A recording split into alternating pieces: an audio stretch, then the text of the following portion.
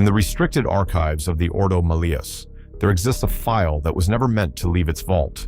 3 Inquisitors attempted to publish its findings. None of those findings were ever released. Within a year, all 3 were reassigned. No further reports were filed under their names. 2 Magos Biologists, who contributed research, were reassigned to explorator fleets that never returned from the Outer Dark. The file itself carries a designation that translates simply theological destabilization risk. What you're about to hear should not exist outside those sealed vaults. Listen at your own peril. The Imperium teaches that Chaos wields weapons, Khorne's axes, Tzeentch's staffs, Nurgle's scythes, Slaanesh's whips, divine armaments, extensions of the ruinous power's will rendered into material form, tools of war meant to kill, destroy, conquer. But what if that's not what they are at all? What if the greatest lie the Imperium ever told itself was calling them weapons? Sergeant Valen Cross survived the Plague Wars in Ultramar. Nothing unusual about that. Thousands survived. What was unusual was what happened afterward. When Medici examined him 6 months post-deployment, they found advanced stage Nurgle infection. The rot should have killed him weeks ago. His organs were failing. His blood was more pus than plasma. By every medical standard, Valen Cross should have been a corpse. He wasn't even bedridden. He continued reporting for duty. No, he ate, he slept, he functioned. When pressed, he admitted he felt a bit off, but nothing worth mentioning. The Medicae quarantined him immediately, expecting imminent death. Valen lived another 14 years, not in remission, not cured. The infection never stopped progressing. Autopsies performed after his eventual death from unrelated causes, a training accident, revealed organs so degraded they shouldn't have sustained life for 14 minutes, but let alone 14 years.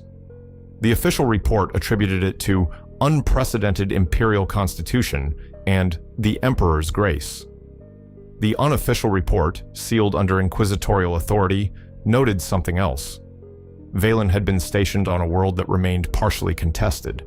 Small pockets of Nurgle cultists still operated in the underhives. They knew his name. They spoke of him as the one who carries grandfather's blessing, but will not accept it. Or they believed he was transforming, slowly, beautifully, into something greater. They believed he was becoming, and so he was, not dying, not living, transforming at a pace so glacial it stretched across years instead of days. The infection didn't kill him because, in the minds of thousands of Nurgle cultists across that world, he wasn't meant to die yet. He was meant to change. Their belief sustained the process, and their faith in Nurgle's slow work kept Valen in a state that defied medical explanation. He became a walking demonstration of entropy's patience. When Imperial forces finally purged the last cultist stronghold, Valen died within the month. The Magos who documented this correlation vanished during transit to Mars. His research was declared lost, but fragments survive, hidden in Deathwatch archives, encrypted beyond standard clearance levels. One line stands out. Infection duration correlates directly with cultist population density. Subject remained viable only while observed by believers. Recommended immediate suppression. Valen Cross is not unique. In the aftermath of the 13th Black Crusade, Ordo Malleus researchers compiled data on Chaos exposure survivors across 17 war zones.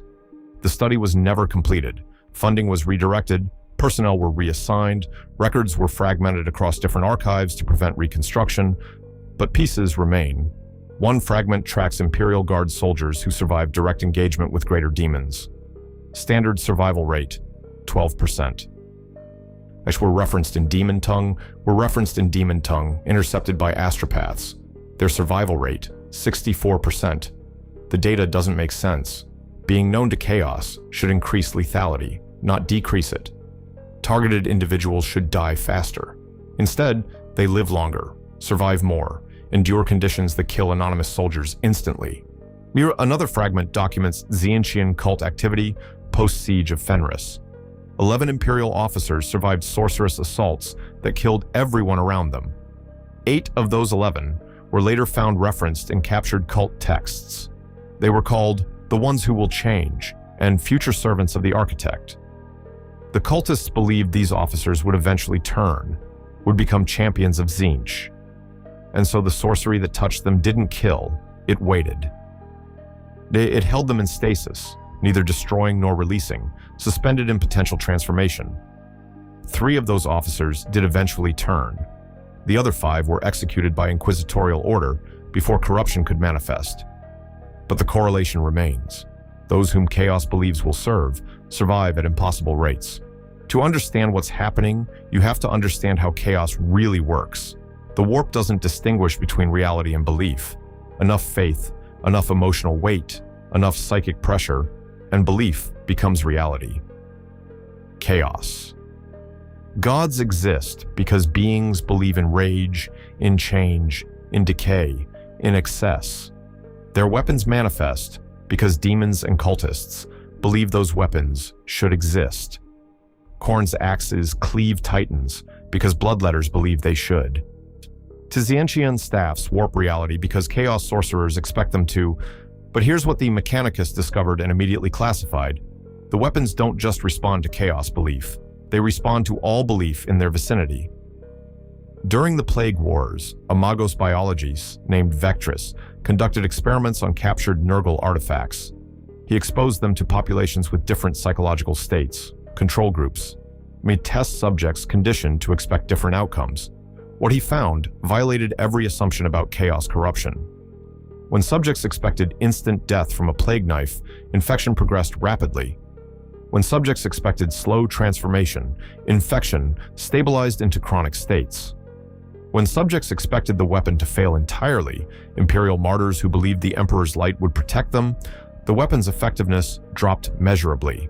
Vectress concluded, demonic armaments operate as psycho-reactive systems, outcome determined not solely by wielder intention, but by collective expectation within effective radius.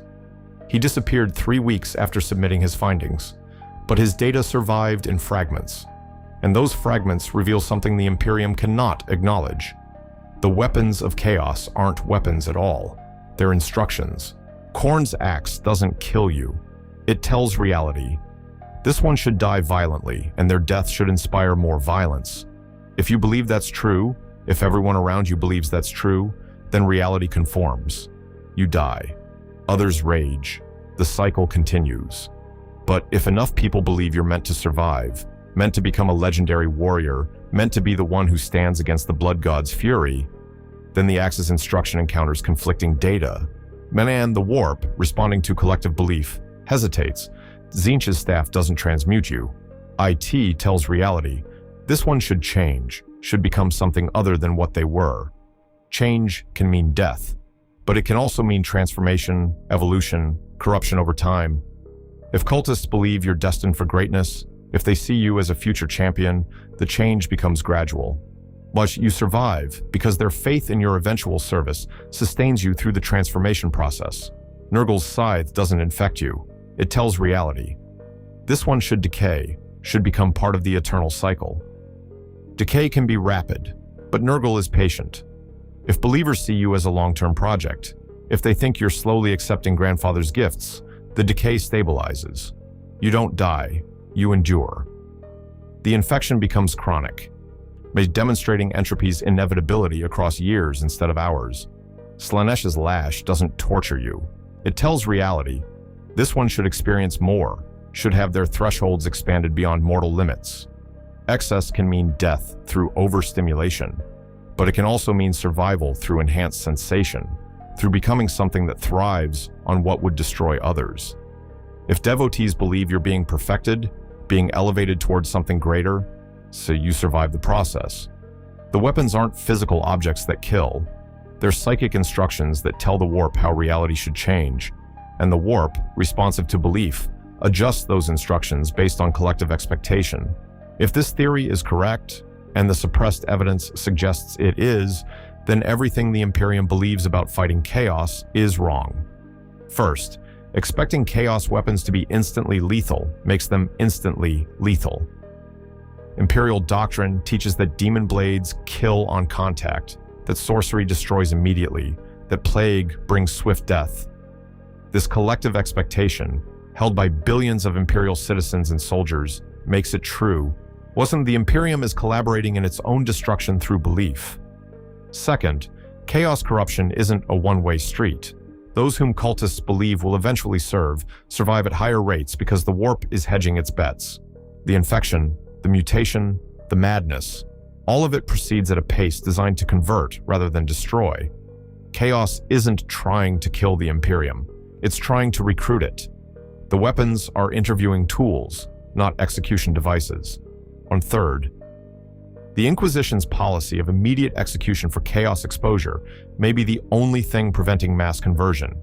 By killing survivors before cultists can develop strong beliefs about their potential, the Inquisition disrupts the psychic instruction set. Those executions aren't mercy killings, they're counter-belief operations. The Inquisition cannot permit this knowledge to spread because it undermines the fundamental narrative that chaos is a foreign threat, an external enemy, something that attacks rather than persuades. To admit that chaos weapons respond to Imperial belief, that the speed of corruption depends on human expectation, that survival rates correlate with cultist faith in eventual conversion. Such admissions approach heresy of the highest order.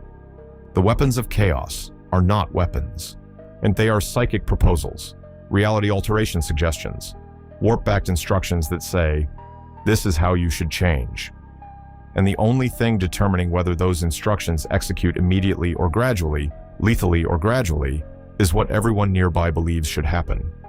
When a bloodletter swings its axe, it's not the blade that kills you.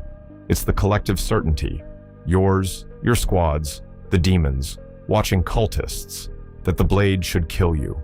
Sergeant Valen Cross lived 14 years with terminal Nurgle infection because cultists believed he was transforming, not dying. 8 Imperial officers survived Tzeentchian sorcery because cultists believed they would eventually serve.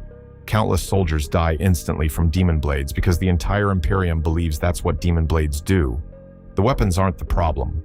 Belief is the weapon. And Chaos has spent 10,000 years teaching humanity exactly what to believe when those weapons appear. Every soldier who expects chaos corruption to be irreversible makes it irreversible. Every preacher who teaches that the ruinous powers seek only destruction ensures that destruction is what they deliver. The Emperor protects. But what if, sometimes, the Chaos Gods do too, when they think you might eventually serve? That's the question 3 Inquisitors died trying to answer.